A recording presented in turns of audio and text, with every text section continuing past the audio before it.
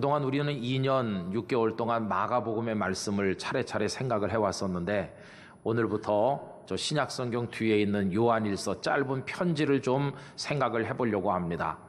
요한일서는 하나님의 성령께서 예수님의 제자 요한에게 감동하셔서 쓰게 하신 편지로서 소아시아 지역의 교회들과 성도들에게 보내진 글입니다. 이 소아시아 지역은 어제 오늘 사이에 그 구테타로 시끄러운 터키의 저 서쪽 끝에 있는 그 지역, 중부 지역까지를 이제 소아시아 지역이라고 부르고 있지 않습니까? 근데 우리가 주목하는 것은 요한 사도가 이 요한 일서를 기록하던 그 시기에 관한 것입니다.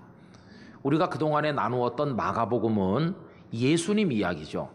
예수님의 오셔서 하신 사역과 십자가, 부활, 승천 뭐 이런 이야기인데 약간의 의견 불일치가 있기는 하지만 그 예수님이 십자가 지시고 부활하시고 승천하신 것을 AD 30년이라고 생각하고 있습니다. 그런데 이 요한 사도가 요한 일서를 기록한 것은 역시 약간의 의견 불일치는 있지만 주후 90년 이후로 보고 있습니다. 90년이나 91년 무렵일 것이다. 아니면 조금 더 늦을 거다. 그러면 예수님께서 승천하신 게 30년이면 요한이 요한일서를 기록한 게 90년 정도 된다고 그러면요 60년의 시간 차이가 있지요. 그죠? 여러분 60년은 얼마나 긴 시간일까요? 60년이면 세대가 2번 바뀌는 기간이고 10년이면 강산도 변한다고 하는데 60년 어간에 얼마나 많은 것들이 변했을까 이걸 우리가 생각을 해봐야 됩니다. 그래서 우리가 성경을 읽을 때 마가복음 등의 복음서를 읽을 때의 눈으로 요한일서를 읽으면 안 될 것입니다. 늘 가슴에 새겨야 될 한 가지 변수는 요한일서는 복음서 사건보다 60년쯤 뒤다 하는 시간의 흐름을 가슴에 염두에 두고 이 말씀을 읽어야 그 상황이 이해가 될 수 있다는 겁니다. 여러분 그러면 그 60년 세월이 흐르는 동안에 뭐 어떤 일이 세상에 일어났으며 무엇이 사라졌을까요? 뭐 많은 게 있겠지만 우리와 관련된 아주 크고 충격적인 2가지만 얘기하려고 합니다. 첫째는 예루살렘이 무너져서 다 사라졌다고 말할 수 있습니다. 로마 장군 티투스가 예루살렘을 겹겹이 에워싸고 예수님의 예언처럼 돌 위에 돌 하나도 덧놓이지 않을 정도로 처참하게 무너뜨린 것은 주후 70년입니다. 예루살렘이 무너지고도 20년 있다가 요한일서가 기록됐다는 걸 여러분 기억하시기 바랍니다. 그 예루살렘은 어떤 곳입니까? 이 요한이 비록 갈릴리 출신이긴 하지만 예루살렘을 평생 잊을 수가 없지요. 거기서 예수님께서 십자가에 달리셨고 거기 예루살렘에서 부활하셨고 거기 다락방에 성령이 임했고 거기 최초의 교회가 세워졌고 그 베드로 사도의 성령 충만했던 설교, 하루에 3,000명이 회개하고 돌아오게 만들었던 그 설교가 낭낭이 울려 퍼지던 길거리도 그 예루살렘에 있었고 그리고 성도들이 서로 도와주고 사랑하면서 열심히 모여 기도하고 복음을 전도하고 하나님의 교회가 불같이 부흥되던 현장, 그게 예루살렘 아닙니까? 그런데 그 예루살렘이 다 무너졌어요. 거기 살던 사람 다 죽임 많이 당했고 성도들도 다 뿔뿔이 흩어졌어요. 그래서 거기 있던 교회 성도들 중에 일부는 그 동쪽에 있는 펠라라는 곳으로 다 도망을 쳤는데 나중에 보면 펠라의 기독교 교회가 어떻게 됐는지 알 수 없을 만큼 다 흩어져 나가 존재가 없어진 것을 보게 됩니다. 이게 그 60년 동안에 있었던 충격적인 사건이었습니다.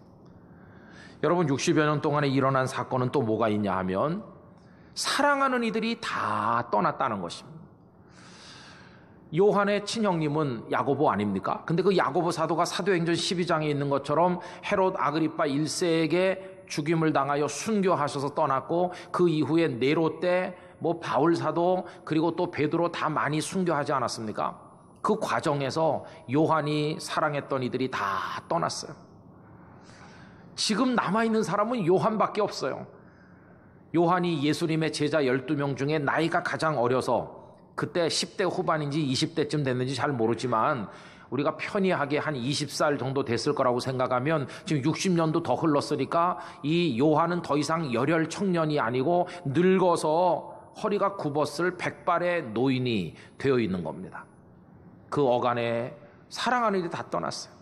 같이 부르심을 받아 예수님의 제자가 되고 예수님과 함께 먹고 자고 말씀을 듣고 바다가 잔잔해지는 걸 같이 경험을 하고 오병이어의 떡과 생선을 같이 받아 먹고 예수님 버린 것 때문에 눈물을 흘려서 통곡하고 그리고 부활하신 예수님을 만나 감격하고 같이 모여 기도하다가 성령 충만받고 같이 길거리로 나가 복음을 전하던 그 베드로 안드레 그 많은 제자들 그 서로 형님 동생하며 지냈을 그 사랑하는 이들이 다 떠나고 요한 혼자 달랑 남아있는 겁니다. 여러분, 이 60년이란 시간의 흐름을 우리가 염두에 두면서 이 말씀을 읽으면 말이죠. 요한이 요한일서를 쓰실 때 얼마나 힘들었겠나 이런 생각을 하지 않을 수가 없어요. 왜냐하면 그 예루살렘 교회가 없어지지 않았습니까? 성이 무너지면서 다 도시가 회파되면서 없어졌잖아요. 여러분, 만약에 부산이 더 이상 존재하지 않고 우리가 어디에 가서 살아야 되는지 모르는 상황이 온다면 어떻게 되는 겁니까? 몇십 년 후에. 그래서 요한은 이 요한일서를 쓰실 때 어디에 계셨느냐 하면 저 멀리 에베소 지역에 가서 계신 겁니다. 에베소는 그 당시 로마 제국 안에서 인구가 많이 사는 대도시 중에 하나였는데 거기는 이방 사람들의 도시 아닙니까? 유대인들은 거의 찾아볼 수가 없을 만큼 수가 적었습니다. 물론 유대인들이 있긴 했어요. 흩어진 유대인들 디아스포라가 있어서 회당도 있었고 바울도 에베소를 지나갈 때 거기서 전도한 적도 있긴 있어요. 그러나 유대인들은 숫자가 소수였고 설령 유대인이 있다 해도 그들은 다 예수님을 핍박하는 계열에 서 있는 유대인이기 때문에 요한의 입장에서는 이방 사람보다 더 무서운 적일 수도 있는 상황이었습니다. 그런데 그 거대 도시 한복판에 정겨운 사람 다 떠난 자리에 늙은 사도 혼자 서 있는 모습, 여러분 한번 상상을 해보세요. 제일 가슴에 와서 닿는 게 얼마나 외로웠을까 그런 생각이 들어요. 얼마나 외로웠을까. 아무리 힘이 들어도 베드로가 살아있다든지 형님 야고보가 있다든지 다 그들이 같이 늙어간다면 만나서 서로 위로하고 예수님 따라다닐 때 그 옛날 얘기 같이 나누면서 서로 격려하고 이럴 텐데 다 떠나서 홀로 그 거대 도시 한복판에 서서 살아가야 되는 그 요한의 입장이 얼마나 어려웠겠습니까? 여러분, 저는 이 말씀을 준비하면서 생각을 해봤어요. 이걸 우리한테 적용해가지고 세월이 수십 년 지나가지고 만약에 부산도 없어지고 땅끝 교회도 없어지고 지금 내 삶의 터전이 된 게 다 사라져버렸고 날 사랑하고 내가 사랑한 너희들이 다 어디론가 가거나 돌아가셔서 나 혼자밖에 없는데 내가 저 아프가니스탄 같은 데 가서 혼자 늙은 몸으로 버티고 있다면 살 수 있을까? 그런 생각이 드는 거예요. 뭘 붙들고 살까? 무엇에 마음을 붙이고 살까? 어떻게 살 수 있을까? 못 살 것 같은 생각이 드는 거예요. 이제는 빨리 죽는 수밖에 없어 생각하면서 먼저 떠나간 이들만 머릿속에 떠올리면서 그렇게 되는 건 아닐까 하는 생각이 들었습니다. 그런데 여러분, 우리가 요한일서 말씀을 읽으면 이제는 아무것도 못하고 이제는 모든 걸 다 포기했고 먼저 간 이들처럼 나도 빨리 갔으면 좋겠어 이런 생각만 하고 있는 축 늘어지고 허리가 꾸부정한 한 노인을 만나는 게 아니라 이 요한일서가 우리에게 보여주는 요한은 그런 모습이 아니라 여전히 그 가슴에 열정이 불타고 있는, 그리고 아직도 주님의 사도로서 자신의 사명을 감당하고 있는 그런 요한을 우리가 만나게 된다고 하는 것입니다. 그는 여전히 그 영적으로 죽지 않았고 그의 사역을 멈추지 않고 있는 것을 볼 수 있습니다. 그걸 보여주는 말씀이 오늘 본문에도 여러 군데 있지 않습니까? 여러분 3절 앞부분에 보면요, 우리가 보고 들은 바를 너희에게도 전함은, 이렇게 말하죠. 전하고 있어요. 지금도 그 나이가 많은 상황에서도 요한은 계속 전도를 하고 있다는 겁니다. 4절에 보면 우리가 이것을 쓰면, 뭔가를 계속 기록하고 있어요. 계속 입으로 말하고 계속 글로 써서 사방에다가 전하는 복음의 사역이 여전히 왕성하게 이루어지고 있으니 그는 아직도 활동적이고 영향력 있는 주님의 노사도로 의연하게 서 있는 것을 우리가 볼 수 있습니다. 그럼 도대체 이런 어려운 상황 속에 있는 요한에게 무엇이 힘이 되어 그 노고를 이끌고도 그 사명을 계속 감당하도록 그에게 힘이 되었을까? 그 힘은 어디서 온 것일까? 그 비결이 도대체 어디 있는 것일까? 이렇게 질문을 하게 될 때 여러분, 그 비밀은 여기 있습니다. 다 사라졌어요. 예루살렘이라는 도시도, 예루살렘에 있던 교회들도, 사랑하고 정든 모든 이들도 다 뒤로 사라지고 없지만 아직도 사라지지 않는 게 있고 바로 그것들을 통해서 요한은 힘을 가지고 있다는 것이에요. 그럼 도대체 사라지지 않은 채로 요한 곁에 계속 힘이 되고 있는 건 뭡니까? 한마디로 말하면 주 예수 그리스도 주님이시라는 것입니다. 여러분, 오늘 본문 1절을 우리 다 같이 한번 읽어보도록 하십시다. 태초부터 있는 생명의 말씀에 관하여는 우리가 들은 바요, 눈으로 본 바요, 자세히 보고 우리의 손으로 만진 바라, 이렇게 말했죠. 거기 한번 자세히 다시 보세요. 태초부터 있는 생명의 말씀, 생명의 말씀이 있는데 그 말씀을 우리가 들었다.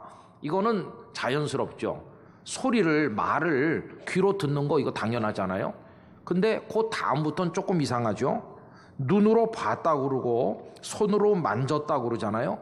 여러분, 제가 여러분들에게 지금 말씀을 하고 있는데 이 말소리를 귀로 들었다, 이건 당연한 거지만 말소리를 눈으로 봤어, 손으로 만졌어, 이건 어법상 좀 안 맞는 거 아닙니까? 그래서 우리는 여기서 생명의 말씀이라고 할 때 말씀이 뭔지를 좀 이해할 필요가 있어요. 여러분, 그걸 알려주시는 힌트가 있는데 요한복음 1장 1절입니다. 다 같이 읽어보겠습니다. 태초에 말씀이 계시니라. 이 말씀이 하나님과 함께 계셨으니 이 말씀은 곧 하나님이시라. 아멘. 말씀이 누구시라고요? 하나님이시라고. 근데 이것도 이상하잖아요. 지난주일 예배 시간에 하나님은 영이시라고 그랬잖아요. 영이신 그분을 눈으로 어떻게 보며 손으로 어떻게 만져요? 그것도 좀 이상하죠? 근데 그 해결의 실마리가 요한복음 1장 14절에 나옵니다. 다 같이 읽어보겠습니다. 말씀이 육신이 되어 우리 가운데 거하심에 우리가 그의 영광을 보니 아버지의 독생자의 영광이요 은혜와 진리가 충만하더라. 할렐루야. 말씀이 하나님이시라고 그랬잖아요. 그런데 그 하나님이 영이신 채로 계속 계신 게 아니라 육신이 되셨대요. 육신, 이 몸, 우리 사람의 모습을 가지시고 우리 중에 거하신다. 우리들이 산 이 세상에 오셔서 우리와 함께 계신다. 여러분, 그분이 누구세요? 사람 몸을 입고 이 땅에 탄생하신 예수님이시죠. 그러니 예수님이 이 땅에 오신 다음부터는 그분이 하는 말씀 들을 수 있고 그분의 모습을 그때 그분들은 눈으로 볼 수 있고 예수님을 손으로 만져볼 수 있는 것도 아니겠습니까? 바로 그 얘기거든요. 오늘 본문 1장 1절에 태초부터 있는 생명의 말씀은 결국 누굴 가리키는 거겠어요? 예수님을 가리키는 거죠.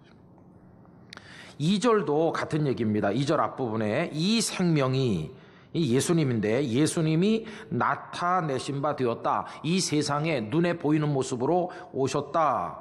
그래서 이제는 그 이상한 생각을 다 해결하게 됐어요. 이게 말씀이 예수님이니까 제자들이야 예수님이랑 같이 먹고 자고 예수님이랑 같이 지냈으니까 그분이 말씀하면 듣고 또 그분을 눈으로 당연히 봤겠지. 그것도 하루 종일 봤을 거 아니냐. 그리고 예수님의 그 몸을 만져도 봤고 손도 잡아봤고. 여러분, 여기 요한은 어떤 분입니까? 제일 나이 어린 제자로서 밥 먹을 때 예수님의 품에 떡 기대 눕기까지 했던 사람이 요한이거든요. 그분의 가슴이 얼마나 따뜻한지 그분의 숨소리가 어떤지 이거 다 경험한 사람이 요한이니까 들었고 보았고 만졌다 이렇게 말하는 게 하나도 이상하지 않다는 것을 볼 수 있습니다. 그런데 여러분, 그분이 지금 어디 계신 거예요? 주후 30년에 승천해서 하늘로 가버리셨잖아요. 그리고 지금은 60년도 더 지났잖아요. 그런데 그 예수님이, 과거의 예수님이 지금 요한에게 어떻게 관련을 맺고 계신가 하는 겁니다. 여러분 1절로 다시 돌아가서 눈으로 자세히 보세요. 거기 뭐라고 그랬습니까? 태초부터 있는 생명의 말씀 이랬죠. 태초에 있었던 이렇게 하지 않았어요. 태초부터 있는이라고 그랬어요. 여기 있는이라고 번역된 헬라어 동사는요, 그 헬라어 문법적으로 미완료 과거형이라고 하는 겁니다. 영어 문법하고는 잘 안 맞죠. 미완료 과거는 뭐냐 하면 오래전에 어떤 일이 시작이 돼가지고 그게 똑같이 지금도 계속 지속되고 계속 진행되는 상태, 그걸 미완료 과거형이라고 합니다. 그러면 태초부터 생명의 말씀이신 주님이 계셨는데 그때만 계시다가 없어진 게 아니라 지금도 똑같이 계시고 계속해서 존재하신다 하는 뜻입니다. 바꿔 말하면 그분이 한때는 존재하셨지만 지금은 존재하시지 않게 된 것이 아니라 그분은 영원히 존재하는, 한마디로 말해서 영존하시는 분이시다 하는 걸 얘기하고 있습니다. 그래서 여러분, 요한은 알고 있는 것입니다. 예루살렘 도시가 무너졌다, 거기 있던 성도들이 흩어졌다, 나를 사랑하고 내가 사랑하는 이들이 다 세상 떠나 없어지고 나 혼자 여기 남아 이 먼 에베소에 와서 홀로 있다, 모든 게 다 사라졌어. 그러나 아직도 사라지지 않은 주님이 내 곁에 계시다. 그리고 그분이 가르쳐 주신 말씀이 아직도 내 가슴 속에 살아있다. 나는 이거 붙들고 그분 바라보면서 이 에베소에서 비록 나이 들었지만 내 사명을 감당하겠다. 이게 요한의 모습이었습니다. 그런 마음을 가지고 그 어려운 상황 속에서 자신의 삶을 지켜나갔던 것을 볼 수가 있는 것입니다. 여러분, 이 말씀을 곰곰이 묵상해 보면 큰 감동이 밀려옵니다. 도시가 사라지기도 합니다. 국가가 멸망해서 없어지는 역사를 우린 알고 있습니다. 수많은 정겨운 이들이 우리 삶에 들어왔다가 우리보다 먼저 우리 인생 바깥으로 나갑니다. 다 떠나가는 세상입니다. 그러나 모든 게 사라지는 가운데 홀로 사라지지 않으시고 서 계신 분, 우리 주님뿐이십니다. 그리고 그 주님의 생명의 말씀만이 영원한 진리가 되어 우리 가운데 역사하고 있음을 우린 잊어서는 안 될 것입니다. 요한은 그걸 알기 때문에 지나간 세월에 무너진 예루살렘을 생각하며 울고 앉아있거나 사랑하는 이들이 떠난 것 때문에 탄식하면서 맥을 놓고 있는 것이 아니라 여전히 자신과 함께 계신 주님, 그분이 말씀하신 그 가르침 복음, 그걸 여전히 붙들고 자신의 주어진 삶을 살아가고 있었다고 하는 것입니다. 여러분, 우리도 그렇게 살아야 됩니다. 우리가 세상을 떠날 것입니다. 그리고 시간이 수십 년, 수백 년 주님께서 이 세상에 종말을 가져오지 않고 기다리시는 동안에 앞으로 계속 세월은 흘러갈 것입니다. 그러면 모든 것이 사라져 없어질 것인가? 아니요. 주님이 계시고 주님의 영원한 복음이 역사하는 한 지구촌 어디엔가 주님의 백성이 있을 것이고 교회가 있을 것이고 주님의 백성이 구원받아 하나님 나라로 가는 역사는 끊임없이 이루어질 것입니다. 주님이 하늘로 올라가시고 60년이나 지난 후에도 요한이 그 믿음 가지고 에베소에서 버티면서 그것을 전해주고 있었던 것처럼 요한 이후 1900년 세월이 흐른 이 시대에 우리가 살고 있는데 우리도 똑같이 요한이 믿던 믿음을 가지고 요한이 바라보던 주님을 바라보며 오늘도 요한이 믿던 그 말씀 우리도 믿으면서 여기 살고 있지 않습니까? 여러분, 이게 흘러가는 세월과 사라지는 것들 속에서 하나님께서 이루어 가시는 복음의 역사라는 것을 우리가 깨달아야만 할 것입니다. 우리가 붙들어야 될 거 바로 그 주님이십니다. 그 주님의 복음을 붙들고 오늘 이 시대를 살아가는 우리 모두가 돼야 될 줄로 믿습니다. 사라지는 것들은 우리를 붙들어 줄 수가 없어요. 흔들리는 것들을 우리를 지켜줄 수가 없어요. 내가 파도에 뒤집어지려고 하는 배에 지금 타고 있는데 거기서 뭘 붙들겠습니까? 거기 뭐 노를 붙들고 돛대를 붙들고 뭘 붙들어도 통째로 뒤집어지는 마당에 어떻게 우리를 지켜줄 수 있겠습니까? 풍랑이는 바다 위에 그 배는 우리를 붙들 수 없어요. 어서 빨리 그 대지 위에, 육지 위에 두 발을 내리지 않는 한 나는 흔들릴 수밖에 없습니다. 우리를 지켜주는 대지와 같은 분이 누구이신가? 우리 주님이신 것이. 그 주님만을 붙들고 나가야만 할 것입니다. 그래서 이 요한일서는 우리에게 놀라운 가르침을 줍니다. 마가복음이 60년 전에 있었던 예수님의 삶과 가르침과 부활과 승천을 얘기한다면 요한일서는 60년 세월이 흐른 이후에 에베소라는 지역에 살고 있는 요한과 그 곁에 있었던 성도들이 어떻게 살았는지를 우리에게 바로 가르쳐주고 있습니다. 우리는 앞으로 요한일서의 말씀을 통해서 그들 속에 역사하셨던 주님이 오늘 우리에게는 어떻게 역사하시는지, 그들이 붙들고 있었던 그 복음이 오늘 우리에게는 어떤 구원의 능력으로 다가오는지, 그리고 그들은 그 상황에서 어떻게 세상과 맞서고 어떻게 세상과 조화를 이루며 어떻게 자기들의 인생을 지켰는지를 봄으로써 오늘 이 시대에 여기서 우리는 우리를 둘러싼 세상과 어떻게 맞서고 어떻게 조화를 이루며 우리의 길을 지켜나가야 될 것인가, 이것을 배우고자 하는 것입니다. 여러분, 그런 의미에서 오늘 말씀 3절 4절을 다 같이 읽어보도록 하겠습니다. 우리가 보고 들은 바를 너희에게도 전함은 너희로 우리와 사귐이 있게 하려 함이니 우리의 사귐은 아버지와 그의 아들 예수 그리스도와 더불어 누림이라. 우리가 이것을 쓰면 우리의 기쁨이 충만하게 하려 함이라. 아멘.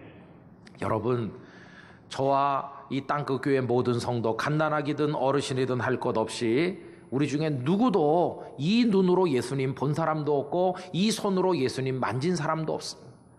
그럼에도 불구하고 우리는 예수님의 사람이 되었는데 어떻게 성령을 통해 영의 눈으로, 영의 귀로, 영의 손으로 예수님을 알게 됐어요.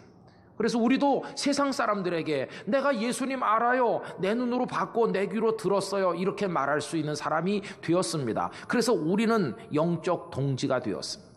그러나 저 바깥 세상에는 아직도 예수님을 모르는 사람 너무나 많아요. 그래서 저와 여러분이 땅끝교회 교인들이 다 거룩한 동지가 되어 우리가 되어서 우리가 그분들에게 예수님을 이야기함으로 그분들도 예수님을 마음의 눈으로 보고 영의 귀로 듣게 함으로 그들도 우리 속에 들어오게 하여 이 우리의 크기가 점점 수가 많아지고 늘어나도록 하는 것이 오늘 우리의 사명이라는 걸 깨닫게 되는 것입니다. 여러분, 나머지는 다 흘러가는 것입니다. 우리 인생에 가까이 다가오는 좋은 사람들, 어떤 때는 돈, 어떤 때는 권력, 어떤 때는 무슨 즐거움, 이런 게 우리 인생 가까이 다가왔다 멀어졌다 하는데 그것들을 쥐어보려고 품 안에 넣어보려고 애를 쓰면서 살아갔지만 그건 세월의 흐름 속에 다 흘러 떠내려가는 것들 뿐임을 결코 잊어서는 안 될 것입니다. 우리 인생에 영존하시는 분은 주님뿐이시오.